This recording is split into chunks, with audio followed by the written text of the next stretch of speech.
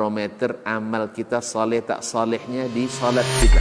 Bila salat kita, di para sahabat itu kaum muslimin, yang terbayang bagi mereka itu adalah infak, yang terbayang bagi mereka adalah sebuah kebahagiaan, keselamatan di akhirat yang kekal dan abadi di sisi Allah tabaraka wa taala. Semua kita boleh klaim sekarang, kamu cinta Nabi, cinta Ustaz. Cinta Nabi, cinta Ustaz.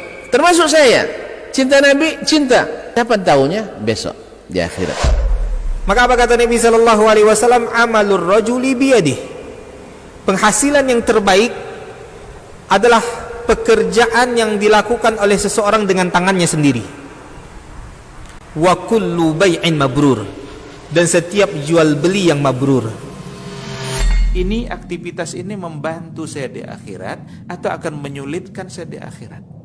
Kalau seandainya perbuatan itu ternyata akan menyulitkan kita di akhirat kelak, tinggalkan perbuatan itu.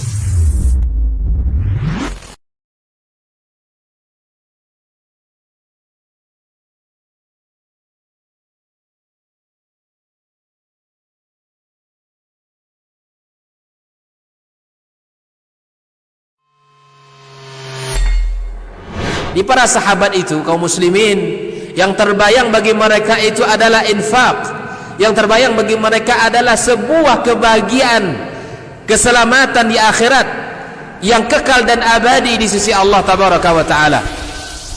Semua kita boleh klaim sekarang, kamu cinta Nabi, cinta Ustaz. Cinta Nabi, cinta Ustaz. Termasuk saya, cinta Nabi, cinta. Dapat tahunya besok di akhirat. Maka apa kata Nabi sallallahu alaihi wasallam? Amalur rajuli biyadih. Penghasilan yang terbaik adalah pekerjaan yang dilakukan oleh seseorang dengan tangannya sendiri. Wa kullu bai'in mabrur, dan setiap jual beli yang mabrur. Ini aktivitas ini membantu saya di akhirat atau akan menyulitkan saya di akhirat? Kalau seandainya perbuatan itu ternyata akan menyulitkan kita di akhirat kelak, tinggalkan perbuatan itu.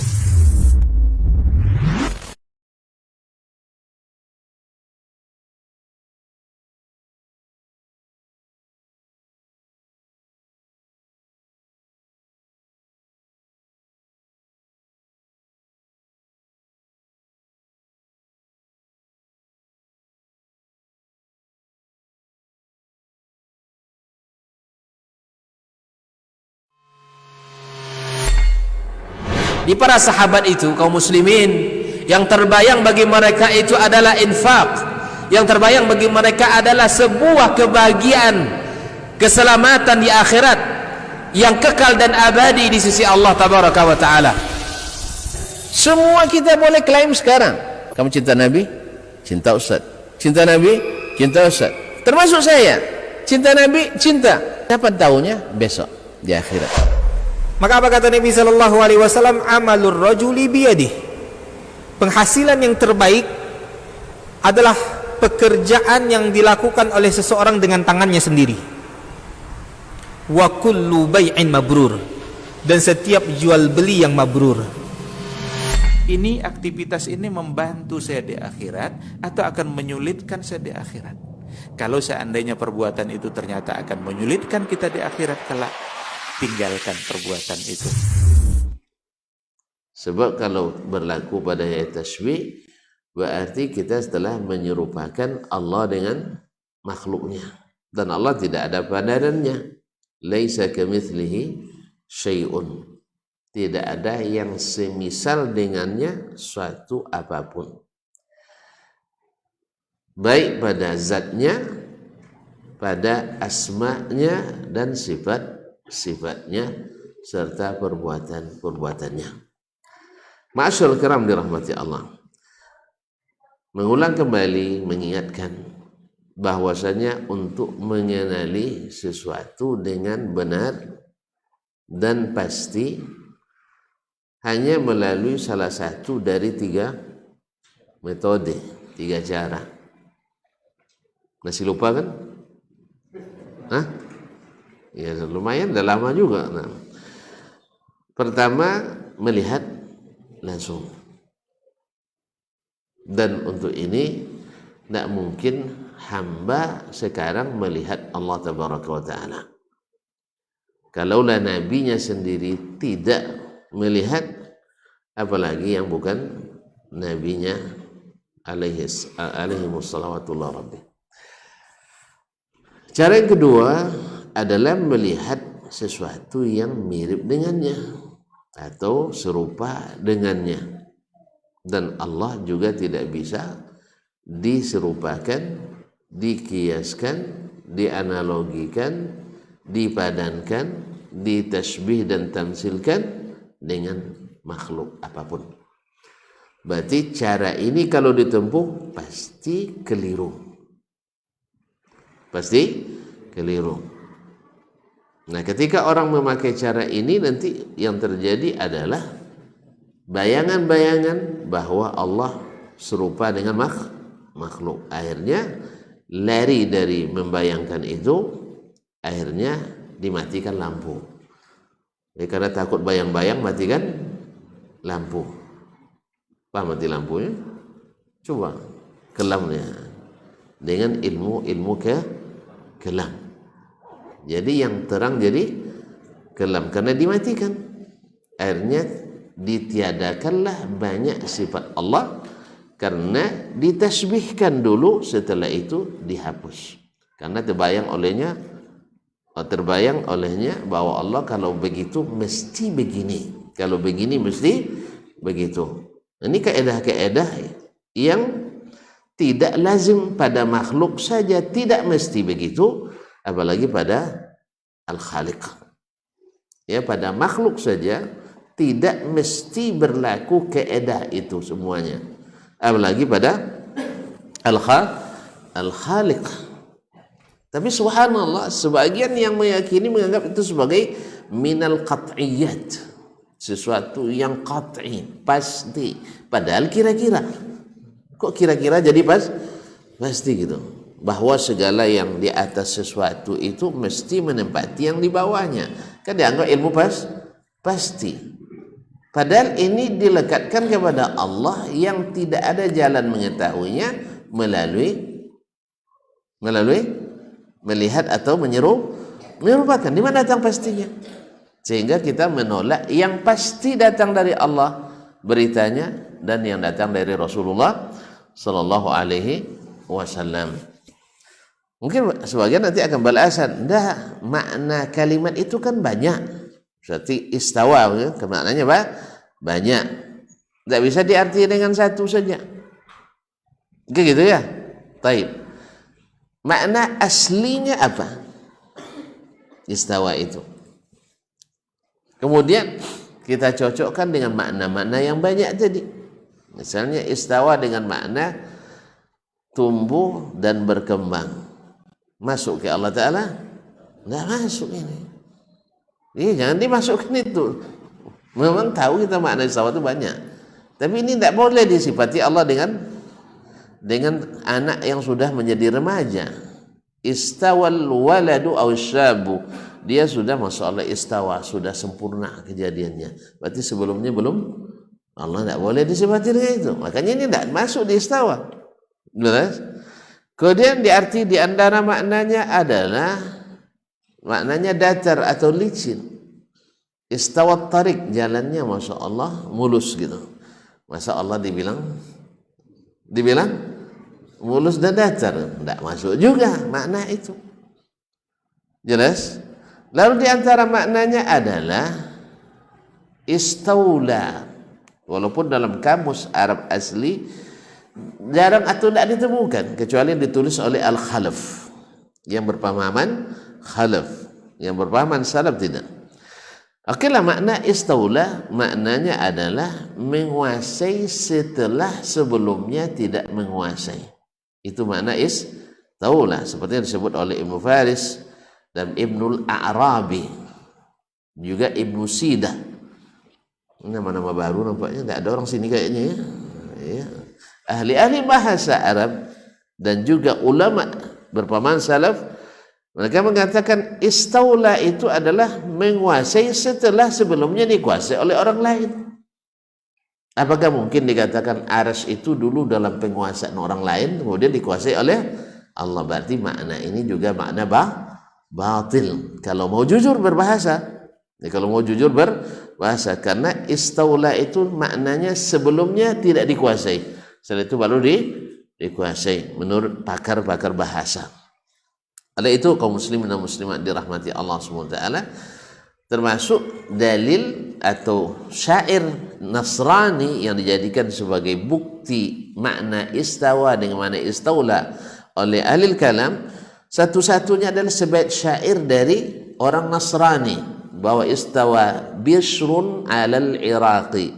Bishr menguasai Irak, setelah sebelumnya sudah bilang tadi, setelah sebelumnya tidak dikuasainya. Berarti makna ini makna batil. Bishr manusia boleh dia menguasai setelah sebelumnya tidak dia kuasai, tapi kalau digunakan dengan Allah Taala menguasai arsy sebelumnya tidak dikuasai, ini makna batil. Dengan demikian diketahuilah bahwa ta'wil istawa dengan istaula ta'wilun batil. Jelas? Mabnan wa makna. Tapi kok banyak yang dukung? Kalau gitu balik lagi, banyak pendukung kebatilan atau pendukung kebenaran?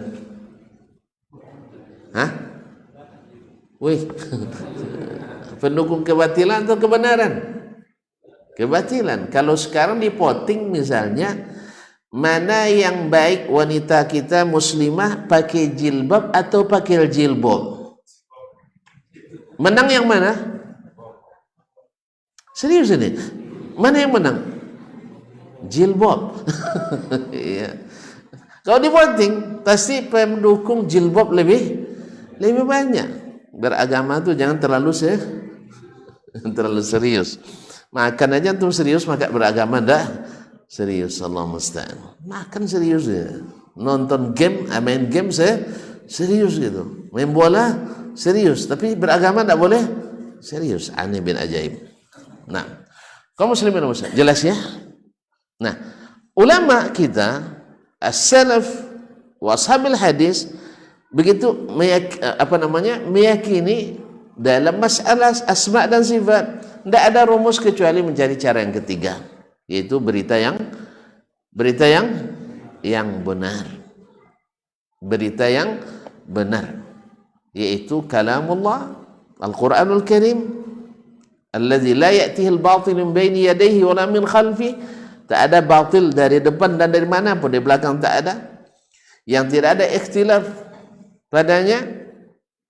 Kalau ada ikhtilaf berarti kita yang salah memahami. Nah, yang terjamin terpelihara oleh Allah Taala. Kemudian as-sunnah an-nabawiyah yang juga secara eksplisit ketika Allah menjamin Al-Quran dan Al-Quran menjamin keaslian Al-Quran, dan Al-Quran tak mungkin diamalkan kecuali dengan as-sunnah.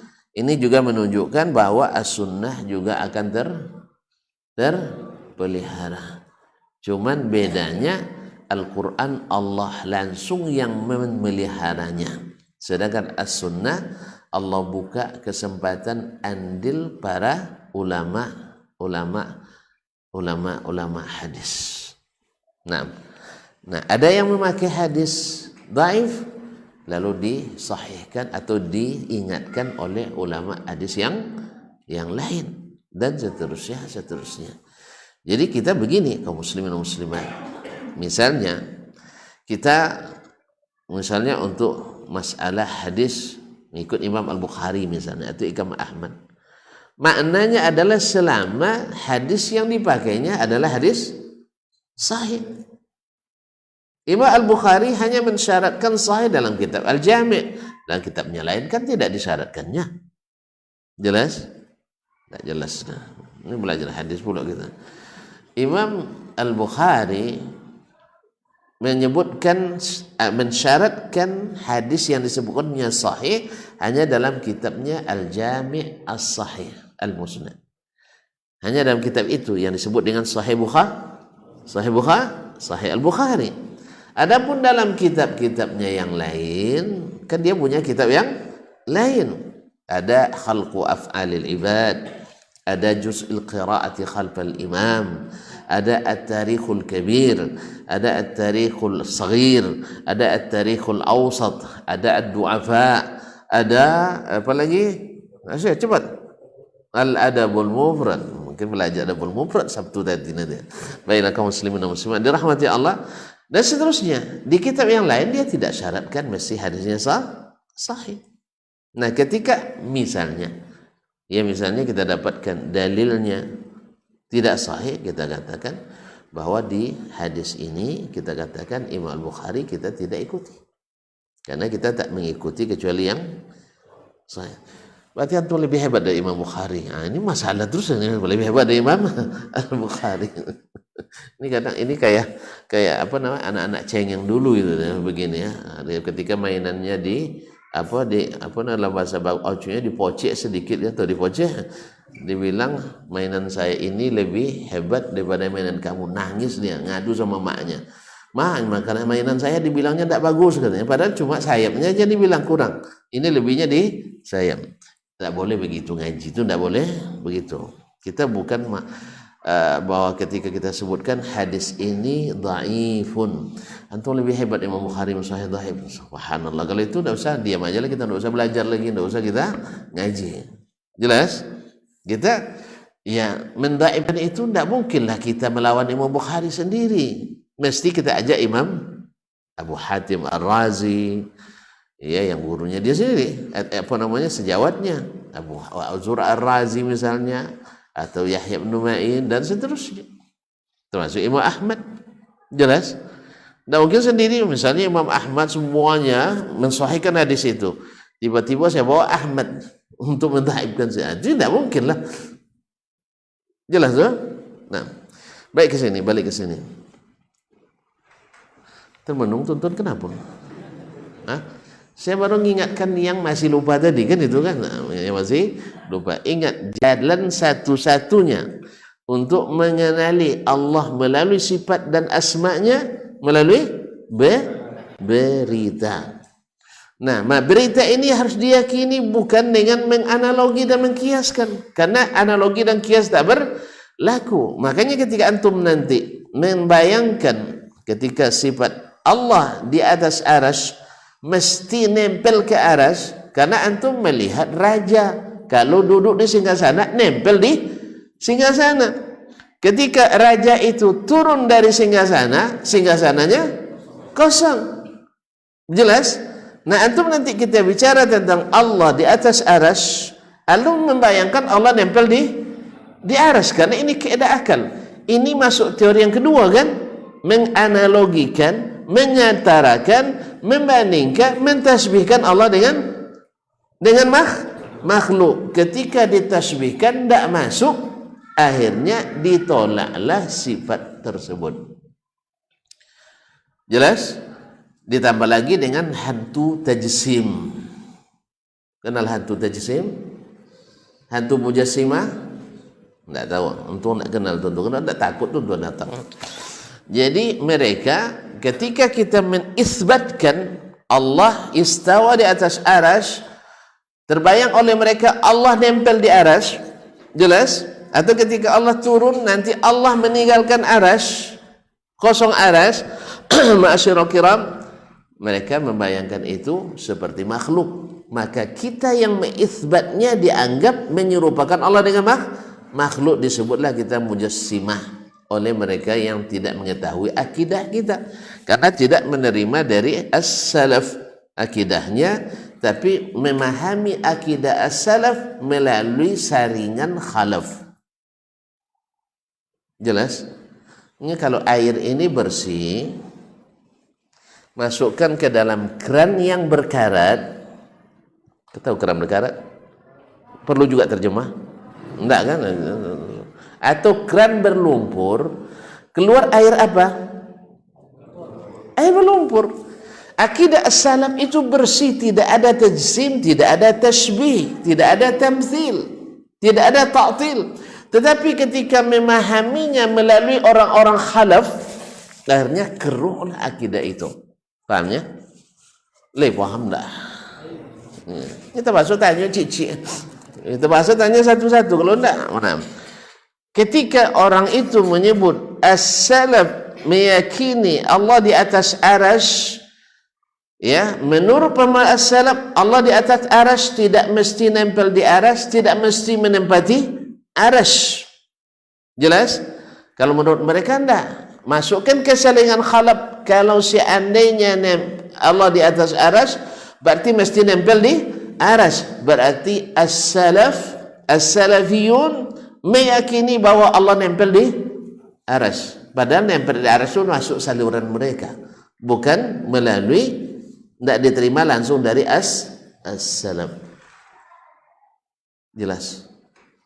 Tidak juga nampaknya. Nah, seulang balik. Sebab masalah ini selalu jadi masalah. Jadi ketika as-salafu as-salih, ashabul hadis mengatakan Allah, nanti seperti akan disebut oleh Syekh, turun. Lah, al-khalaf meyakini kalau turun itu berarti meninggalkan tempat, pindah ke tempat lain. Itu pemahaman al-khalaf. Oleh karena itu Allah tidak boleh turun. Itu Allah tidak boleh turun. Nah, orang yang meyakini Allah turun menurut al-khalaf adalah berkeyakinan bahwasanya kalau dia turun pasti mengosongkan tempat, mengisi tempat yang lain. Padahal ini tidak ada dalam keyakinan as-salaf. Jelas? Nah, karena as-salaf tidak mentashbih dan tidak menganalogikan Allah dengan makhluk. Karena pindah dari satu tempat ke tempat lain itu mana berlaku pada makhluk, pada khalik tidak mesti. Sudah jelas? Nah, karena sudah sering kita sebutkan contoh, ya. Misalnya tuan-tuan sekarang punya akal. Akal itu ada apa tidak? Ada. Ada zatnya? Khilaf. Tahib. Oke lah, biar tidak khilaf kita di situ. Kan akal itu kan bisa pindah-pindah. Kadang di sini, kadang pindah ke sini, ke dengkul. Gitu? Nah, Allah musta'an. Oke. Semuanya mengatakan akal di sini atau di sini atau di sini. Tapi ada tak tempatnya? Ilmu yang kita pelajari. Terasa tak bertambahnya? Terasa kan? Terasa bertambah? Terasa. Di mana disimpan? Ayo. Semua nunjuk ke sini atau di sini juga. Ada tempatnya? Nggak ada. Ini makhluk makhluk tidak menempati. Jadi di mana rumusnya bahwa kalau di mesti menempati? Dari mana? Kaidah makhluk lagi. Dan ini tidak ada di akidah as-salaf. Hanya akidah as-salaf yang ditempelkan oleh al-khalaf. Sehingga dituduhlah kaum salaf itu mujassimah. Jelas ya? Sama dengan hari ini. Ya, dan apa namanya? Dah habis suara kita menjelaskan bahwa tauhidnya Syekh Muhammad bin Abdul Wahhab begini-begini. Tidak mengkafirkan orang yang tidak sepaham dengannya. Tidak sembarang menumpahkan darah kaum muslimin. Tidak mengkafirkan orang-orang yang tidak mengikuti gerakannya. Ya, jelas dalam kitab-kitabnya, jelas dalam keyakinan kita, jelas dalam tindakan kita sehari-hari. Kan antum datang ke jalan gertak orang, Salafi Wahabi apa tidak? Oh, tidak langsung dia, tidak ada. Kan tidak ada zombie nampak di sini lah. Dalam lama tuntun ngaji kitab tauhid ada zombie? Tidak.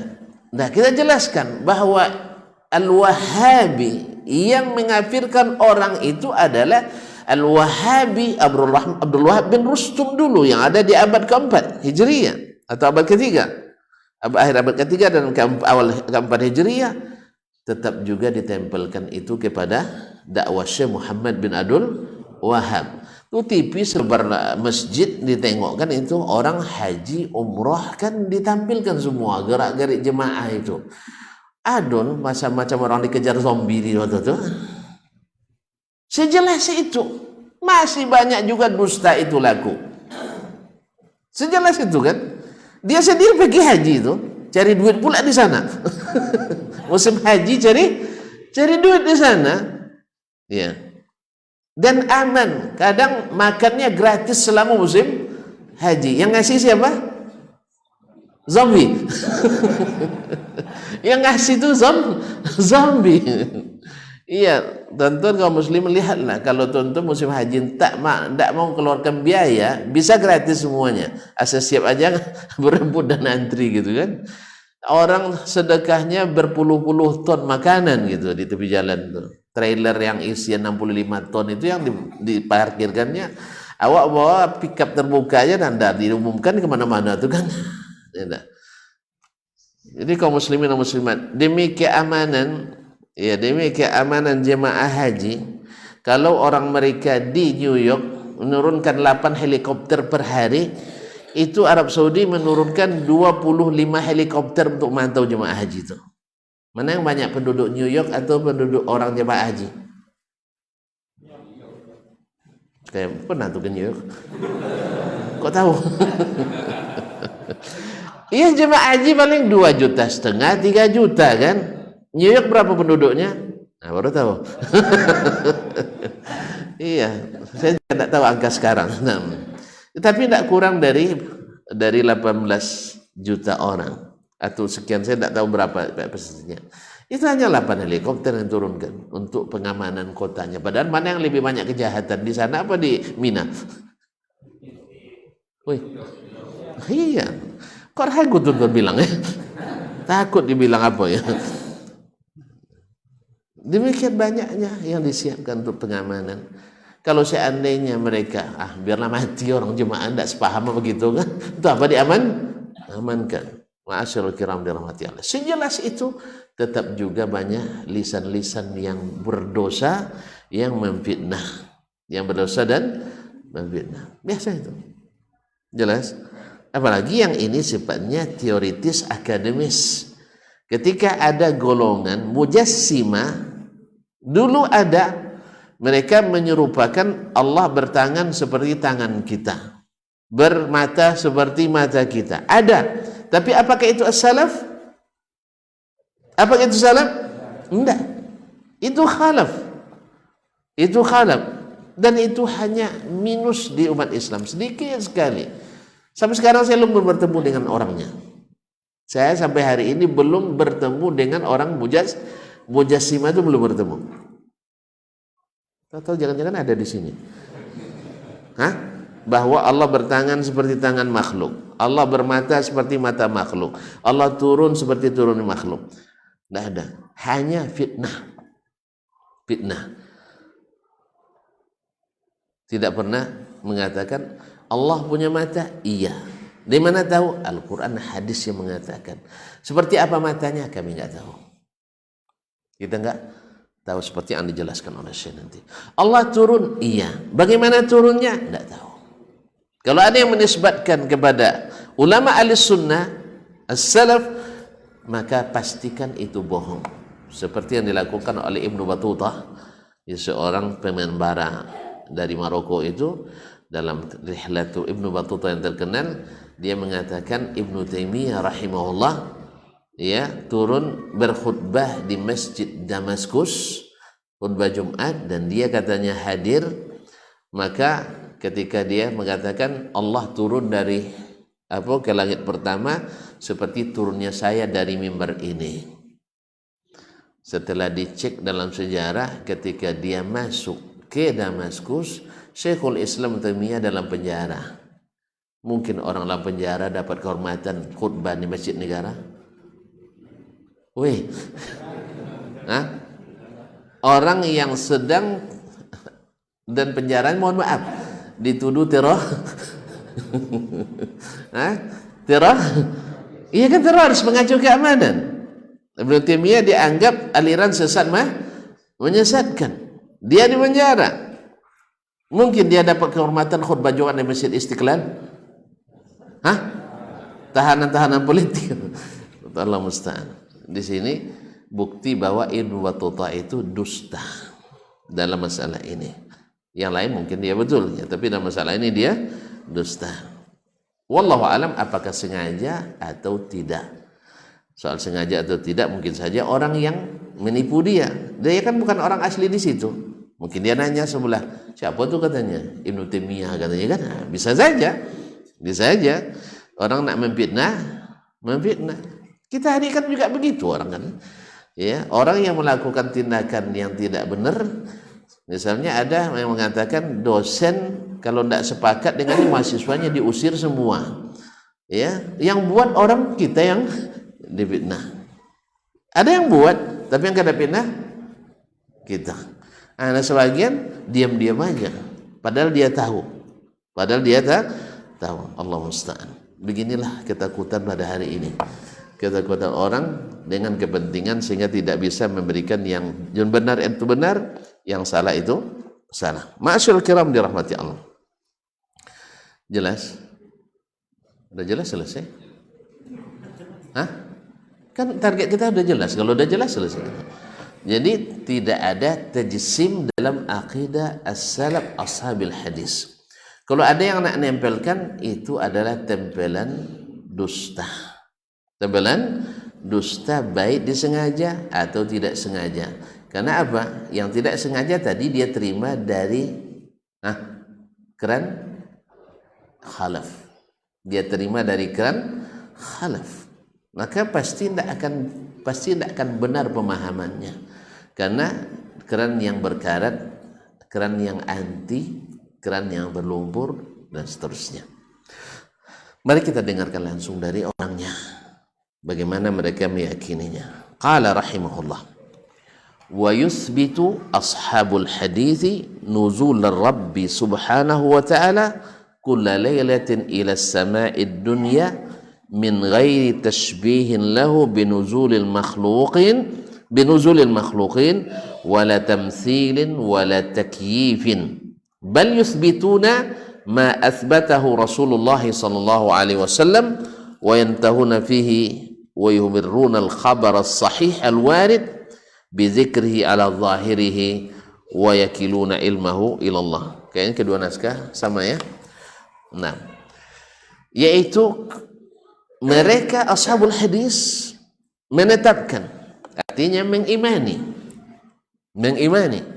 membenarkan nuzul rabbi, turunnya Rabb kita Allah tabaraka wa ta'ala, kulla laylatin, setiap malam, ila as-sama'id dunya, sampai turun ke langit, di langit pertama.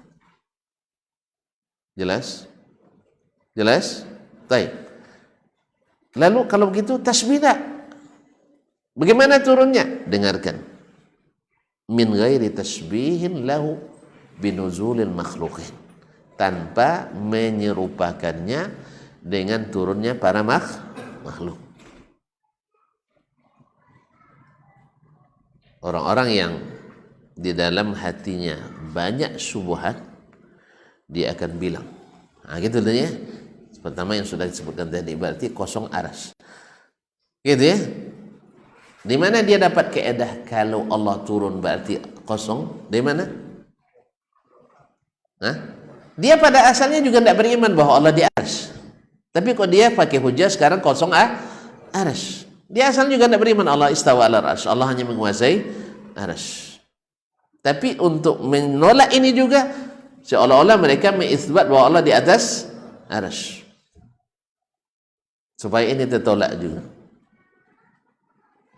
Kenapa? Karena mentashbihkan. Karena dalam arti mereka turun itu tak ada kecuali turun makhluk.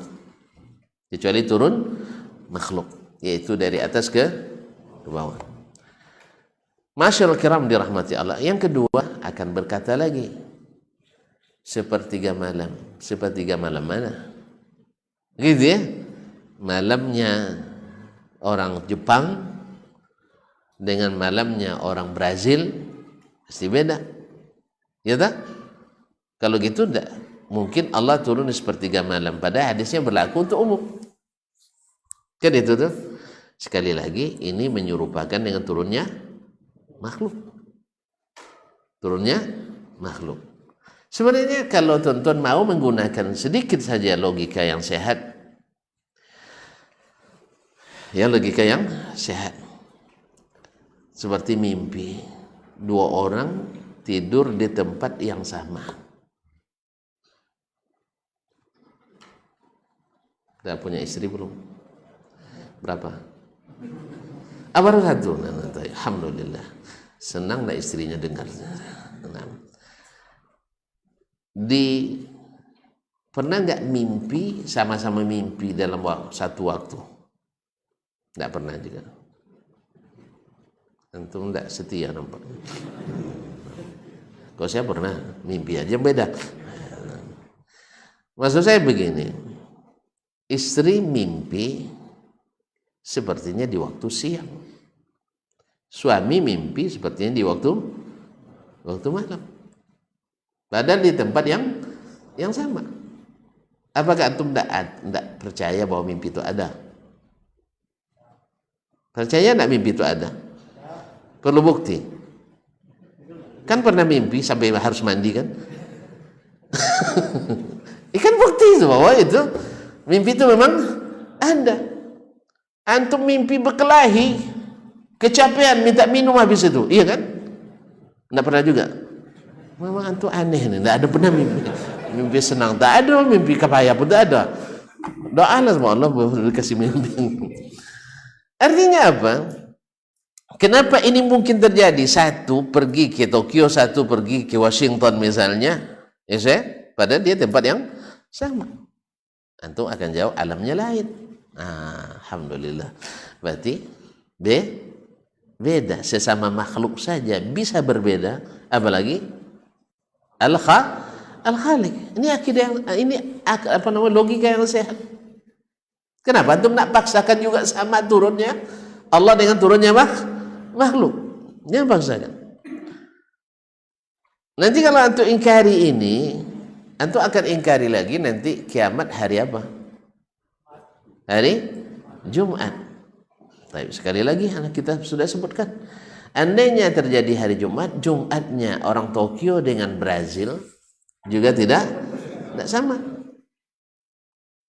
Nah, apakah dalam kajian antum bahwa kiamat itu berlaku secara parsial, beransur-ansur? Ada? Tidak ada. Berarti Jumat yang mana? Antum bingung sendiri jawab. Ini perlu bukti fisik nanti. Perlu, saksikanlah sendiri nanti. Makanya Allah SWT Maha Kuasa untuk menyatukan sepertiga malam Washington dengan sepertiga malam Tokyo. Itu urusan Allah. Makanya jangan urus urusan yang bukan urusan antum. Itu bukan kerjaan kita. Tapi urusan kita adalah meyakini apa yang beritakan. Kalau antum otak-atik nanti, antum sendiri yang pusing. Ya, ini amplifier ini. Kalau sempat storming misalnya suaranya, antum jangan ikut. Antum bukan ahlinya. Ya tak? Kalau ikut ramai-ramai nanti tambah bagus atau tambah buruk? Tambah buruk. Makanya kita bukan ahlinya. Ada yang bertanya mahasiswa saya dulu waktu kuliah, Ustadz, yang mematikan itu kan malaikat maut. Ya betul. Sampai sini betul kan? Lalu gimana Ustaz? Jam 8 pagi meninggal orang di Pekanbaru. Di jam yang sama, menit yang sama, detik yang sama mati pula orang di Siak. Gimana tuh Ustaz?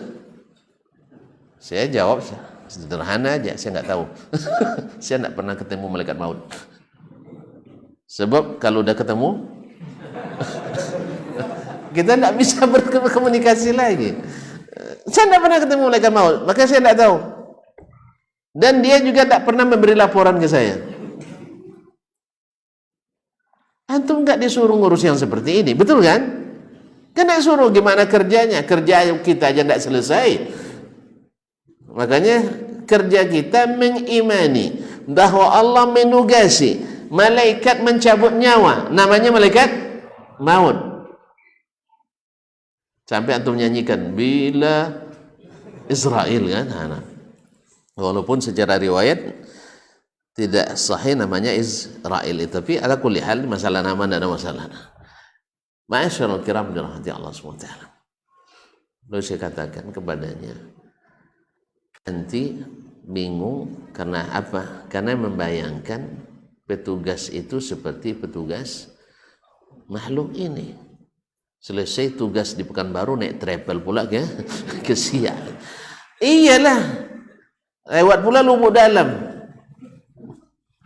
Lubangnya dalam. Kapan sampainya? Tapi yang saya tahu, saya bilang, malaikat itu pernah dilihat oleh Nabi SAW bentuk aslinya, besarnya dari ufuk timur ke ufuk barat. Kalau gitu Siak jauh darinya? Jauh? Ya enggak. Kalau istilah orang Makassar, sekali tindis saja duanya. Terus sekali tindis, sekali tekan aja, tindis semua itu. Nah, sekali tekan aja dua-duanya mati. Lalu saya, karena dia makhluk, saya pakai analogi makhluk juga. Malaikat maut kan makhluk kan? Saya pakai analogi makhluk. Kalau salah, saya istighfar pada Allah SWT. Ini meja saya nih, saya. Kalau diletakkan semut, muat berapa semua? Nah, bingung dia ngitung kan? Pokoknya banyak, banyak. Ada 1.000 lebih, 100.000 lebih, 1.000.000 lebih. Andai saya nak mematikan dalam satu waktu 100 ekor, payah apa susah? Payah apa susah? Tidak ada susahnya. Sebab bagi saya yang besar, ke semut itu dekat. Sedangkan semut menuju saya itu jauh, perlu qasar salatnya, musafirnya. Nah, jelas. Wallahu akbar. Allah lebih besar. Ma'asyarul kiram dirahmati Allah. Jadi mereka mengimani nuzulnya, turunnya Allah tanpa menyerupakan dengan turunnya makhluk. Nah, yang menyerupakan itu namanya mujassimah. Tapi as-salaf bukan mujassimah. Cuman orang-orang khalaf supaya salaf itu jatuh, maka dia kira as-salaf itu mujassimah. Maksudnya yang mengaku mengikuti as-salaf seperti kita ini. Dia dianggap kita mujassimah. Akhirnya ditarik-tariknya as-salaf itu menjadi ahli ta'wil dan ahli ta'til. Apa dalilnya? Menurut kami bawa satu huruf dari mereka menolak nuzul, bawa satu huruf dari Ibnu Abbas, dari Abdullah bin Umar, dari Aisyah radhiyallahu anhum ajma'in, bahwa mereka mengatakan tidak mungkin Allah turun karena kalau turun menyebabkan tasbih, atau mereka mengatakan bahwasanya ini tidak dimaksud makna asli tapi maknanya hanya Allah yang tahu, sehingga mufawwidah. Ya, ke atas kaki tidak ketemu nanti. Kecuali hanya membuktikan ada sebagian takwil dilakukan oleh sahabat. Ya, seperti mentakwilkan mana yadun dengan makna al-ata was-sakha. Itu ada memang di bab-bab lain. Wajah dengan ridha ada memang, tapi di bab lain, bab bukan dalam bab menisbat sifat. Ada takwil memang, takwil yang sahih.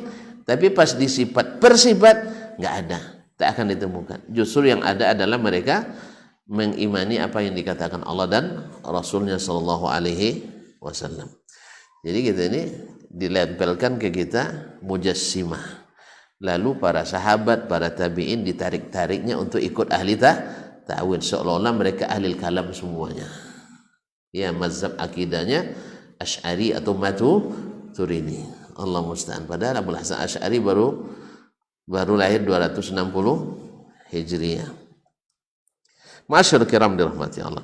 Wala tamthil, dan tidak pula diserupakan. Wala takyib, dan tidak pula divisualisasikan, tidak ditentukan bagaimananya. Bal yuthbituna ma athbatahu Rasulullah sallallahu alaihi wasallam. Tetapi mereka menisbat apa yang diisbat oleh Rasulullah sallallahu alaihi wasallam. Mereka yakini seperti apa yang diyakini oleh Rasulullah sallallahu alaihi wasallam. Wa yantahuna fihi ilaihi, dan mereka kembali kepadanya sallallahu alaihi wasallam. Wa yumirruna al-khabar as-sahih al-warid, dan mereka mengimrar, yaitu mengimrar artinya membiarkan khabar yang sahih itu, memaknai khabar yang sahih itu yang datang menyebutkan sifat nuzul ala zahirihi, menurut makna yang zahir, makna yang zahir, bukan makna yang ditakwilkan. Wa yakiluna ilmahu ilallah, dan mereka menyerahkan ilmu kaifiyatnya kepada Allah. Sebab kalau maknanya zahir, berarti yang ilmu yang dimaksud adalah tentang bagaimananya. Nah, ini pun ditakwil lagi nanti. Kalau dibaca oleh kaum khalaf, ini takwil lagi. Nah, ilmu tentang maknanya. Padahal sudah disebutkan tadi makna zahir. Kalau makna zahir berarti maknanya tahu kita. Cuman kaifiyatnya kita tidak tahu. Ma'asyarul kiram dirahmati Allah. Taib. Jelas. Memang terpaksa sedikit-sedikit. Nah, saya ulang kembali. Bahwasanya as-salaf, ashabul hadis, mereka menetapkan apa yang ditetapkan oleh Allah dan Rasulnya. Dalam bab turun, ini hanya ada dalam hadis. Dan hadisnya fi muntahas sihah, di puncak kesahihan. Karena riwayat Imam Al-Bukhari dan Muslim. Tuan-tuan masih ingat kan? Atau masih lupa juga? Bahwa derajat hadis sahih itu, ulama mustalah menyebutnya ada 7. Yang paling tinggi adalah yang diriwayatkan oleh Al-Bukhari dan Muslim. Di bawahnya yang diriwayatkan oleh Al-Bukhari. Di bawahnya yang diriwayatkan hanya oleh Imam Muslim. Di bawahnya sahih menurut syarat Imam Al-Bukhari dan Muslim. Di bawahnya sahih menurut syarat Imam Al-Bukhari. Di bawahnya sahih menurut syarat Imam Muslim. Dan yang terakhir sahih menurut syarat imam-imam hadis yang lain. Ini enggak hadisnya riwayat Imam Al-Bukhari dan Muslim. Berarti di atas puncak sahih. Artinya tidak ada keraguan padanya. Tidak ada keraguan padanya. Bahwasanya Allah turun setiap malam ke langit pertama. Nah, ahli tawil akan menakwilkan turun rahmat Allah. Ya, apa manfaatnya ditakwilkan dengan rahmat? Bukankah rahmat Allah turun di waktu pagi, turun di waktu siang, turun di waktu sore, turun setiap saat? Jelas tak? Bukankah rahmat Allah turun terus? Turun terus kan? Di mana antum tahu? Rasa-rasanya. Kalau tidak ada ilmu tentu rasa-rasa jadinya kan. Banyak dalil diantaranya siapa yang berkumpul di rumah Allah, belajar kitab Allah, ya kan? Apa bahasanya? Mereka diliputi ketenangan dan turun rahmat kepada, ya kan? Rahmat lagi. Kapan? Sepertiga malam aja. Terasa kita ngaji larut malam nanti. Ya? Terasa kita ngaji larut malam karena rahmat hanya turun di sepertiga malam terakhir. Berarti takwil ini batil. Karena rahmat Allah itu turun kapanpun. Orang yang berjihad fisabilillah juga diliputi rahmat Allah SWT. Nah, jihad nunggu sepertiga malam dulu biar turun rahmat Allah. Nah, rahmat Allah turun kapan dan dimanapun. Nah, ketika disebutkan sepertiga malam, Allah tidak menyebut rahmat, tapi menyebut diri. Nabi tak menyebut rahmat Allah, tapi disebutnya Allah sendiri. Jelas tuh? Maka mentakwilkannya dengan rahmat adalah takwil yang batin. Jelas? Kalau jelas selesai.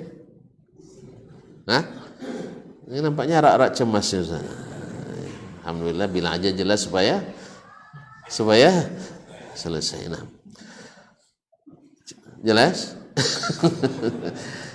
Supaya kita tahu bahwasanya mengisbat ini tidak mesti tajsim seperti yang dituduhkan.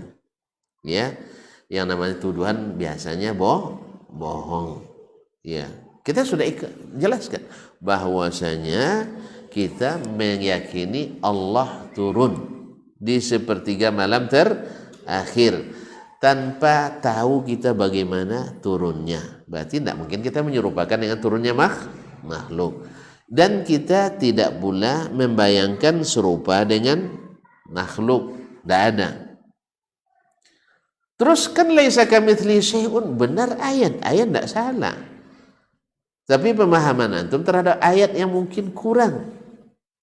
Kalau ayat ini dipakai dalam semua sifat, maka kita katakan laisa kamitslihi syai'un, kan kamitslihi kembali ke Allah ya. Mithlihi itu kembali ke siapa? Ke Allah. Tidak ada yang serupa dengan Allah. Baik. Kemudian syai'un ke makhluk. Syai'un ke makhluk. Tidak ada yang serupa dengan Allah sesuatu apapun, makhluk manapun. Jelas? Baik. Sekarang kalau menafikan tasbih sifat dengan sifat makhluk, kita katakan laisa kamitsli nuzulihi nuzulun. Tidak serupa turunnya Allah dengan turunnya manapun atau makhluk manapun. Jelas? Nanti akan datang maji, datang. Ya. Kita katakan Allah datang pada hari kiamat. Bagaimananya? Tunggulah kiamat dulu. Ya kalau nengok juga tunggu hari kiamat dulu. Ustaz ya? Ya buktinya Allah datang karena arasy Allah itu diangkat oleh wa yahmilu arsya rabbika yawma idzin fawqahum. Sambung, tinggal satu kata lagi. Samaniyah, diangkat arasy Allah itu pada hari kiamat oleh 8 orang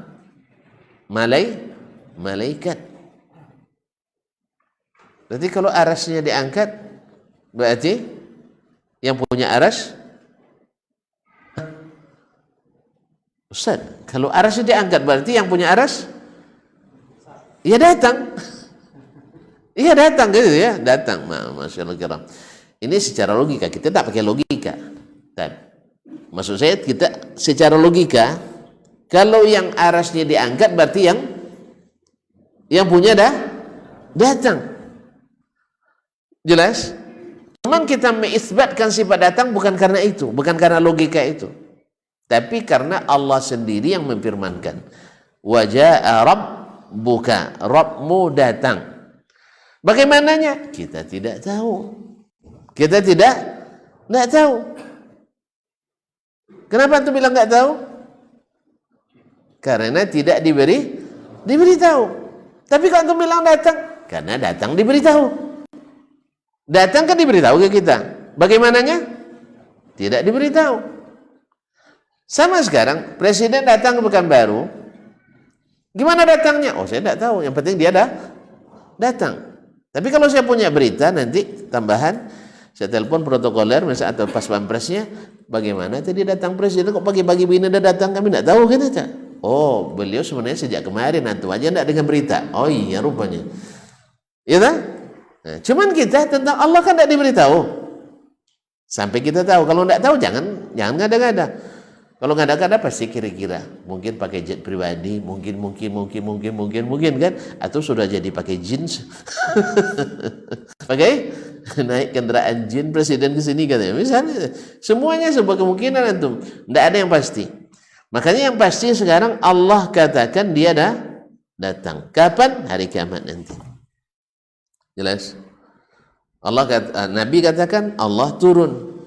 Kapan? Sepertiga malam terakhir.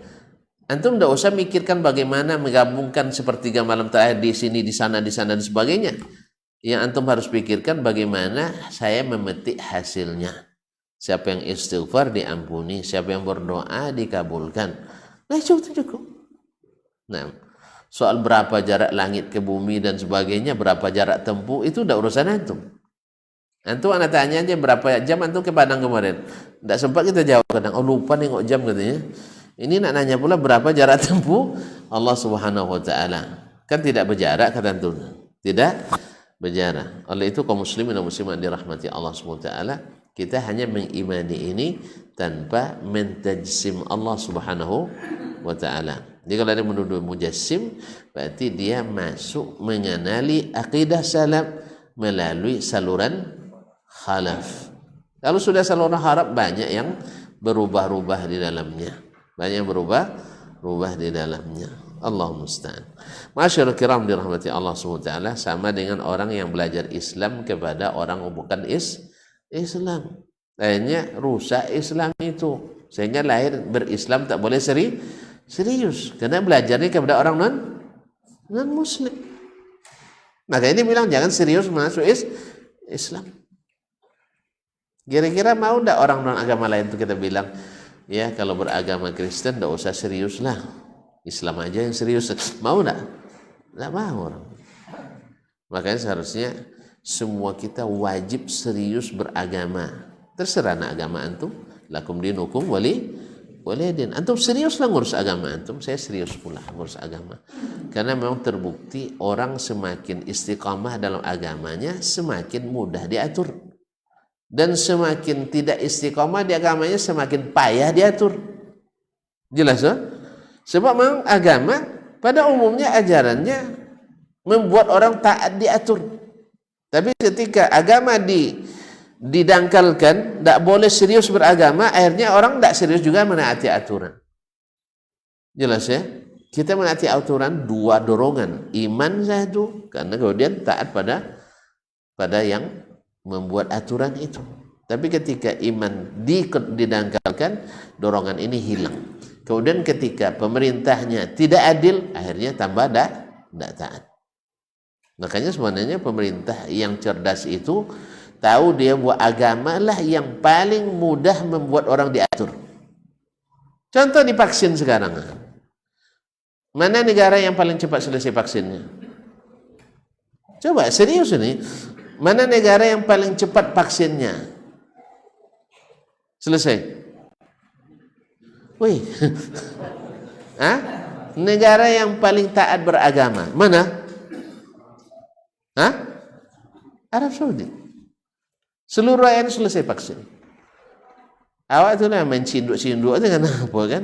Kadang dipaksa sama polisi, dihambat di jalan, turun tentara, kelaras panjang pula dia menghambat kita. Awalnya takut sama jarum suntik, sekarang dia takut pada senapang. Awalnya takut sama jarum suntik sehingga ngelak-ngelak tidak mau divaksin. Belum lagi isu tidak halal dan sebagainya kan, dan sebagainya. Fatwa MUI sudah berfatwa, MUI kedai sudah fatwa juga. Iya, jadi banyak kelompok MUI di Indonesia. Majelis ulamanya ada di warung, ada di ada di emperan toko, ada di mana-mana. Ya, beda betul dengan semakin taat semakin mudah diatur. Selesai vaksin. Awak masih lari. Allah musta'an. Kadang-kadang entahlah macam-macam cara yang dilempuh. Ini akibat daripada tidak serius beragama. Makanya kita serukan kepada seluruh pemangku kebijakan, ajak umat ini, khususnya umat Islam, untuk taat beragama. Insya Allah mereka semakin taat pada pemerintahnya. Bukan sebaliknya. Cuman harus beragama sesuai dengan yang dituntunkan oleh agama. Ini kadang kan banyak ijtihad golongan pribadi dinisbatkan ke agama. Ijtihad tokoh-tokoh agama, bukan para ulama yang rabbaniyin. Ini yang merusak jadinya. Jadi akhirnya dilarang kita serius beragama. Padahal kalau serius beragama itu sangat mudah diatur. Karena apa? Dorongannya dua, bahwa kita mengharap pahala dari Allah dan tidak mau berurusan dengan pihak yang berwajib. Ya, tidak mau berurusan dengan pihak yang berwajib. Tapi kalau seandainya dorongan agama itu kurang, maka semangat taat itu juga berkurang. Apalagi kalau kita punya peluang untuk main kucingan atau sogokan, maka tidak jalan aturan. Jelas? Kalau sudah jelas, selesai sampai di sini dulu. Maka dimulai dari akidah ini, kita tidak boleh main kucingan, takwilan, tasbihan, tamsilan, tafwidan. Pokoknya on-an ini bermasalah semuanya. Ya. Kalau kalau tahlil aja, jangan pakai tasbih aja, jangan pakai tasbihan. Salawat saja, jangan pakai salawatan. Karena salawatan banyak pengembangannya nanti. Ada salawatan koplo, ada salawatan dangdu, ada salawatan macam-macam nanti. Ada jazm semuanya. Tapi bacalah salawat sebanyak-banyaknya. Jangan salawatan. Jelas, Ustaz? Nah, kenduri tidak apa-apa, tapi jangan kendurian. La haula wala quwata illa billah. Baik, sampai sini ya. Jelas? Yaitu mereka meisbat nuzul, turun Allah tabaraka. Dari mana? Hadis yang di atas puncak sahih Bukhari dan Muslim. Dan mereka tidak takyif, tidak tahu bagaimana turunnya, dan tidak menyerupakan dengan turunnya makhluk, sehingga mereka tak layak disebut mujassimah. Tapi mereka adalah musbitah, mu'minah, mereka yang menetapkan dan beriman. Wallahu ta'ala alam, wa sallallahu ala nabiyyina Muhammadin wa sallam, wa subhanakallahumma bihamdik, asyhadu an la ilaha illa anta, astaghfiruka wa atubu ilaik. Mohon maaf dan terima kasih. Wassalamualaikum warahmatullahi wabarakatuh.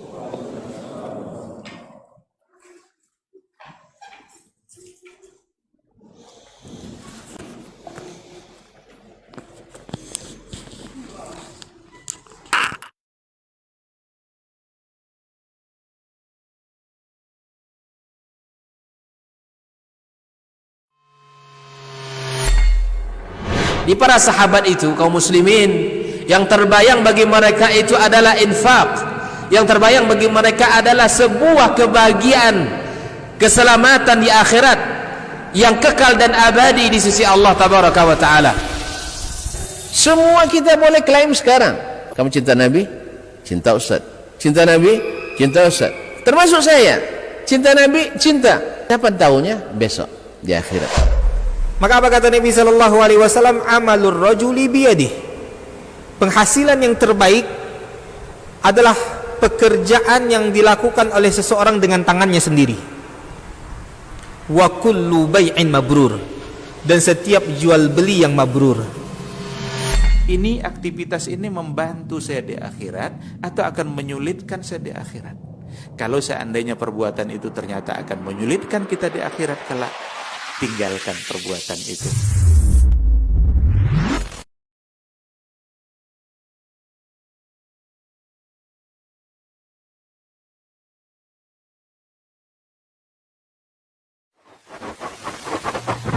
Barometer amal kita saleh tak salehnya di salat kita. Bila salat kita ikhlas dan sesuai dengan sunnah Nabi SAW, maka insya Allah amalan yang lain mengikuti. Ini aktivitas ini membantu saya di akhirat atau akan menyulitkan saya di akhirat? Kalau seandainya perbuatan itu ternyata akan menyulitkan kita di akhirat kelak, tinggalkan perbuatan itu. Anta ni'mal jund. Kamu adalah sebaik-baik prajurit. Coba lihat. Kamu adalah sebaik-baik prajurit. Maka tujuannya adalah menghancurkan kehidupan rumah tangga.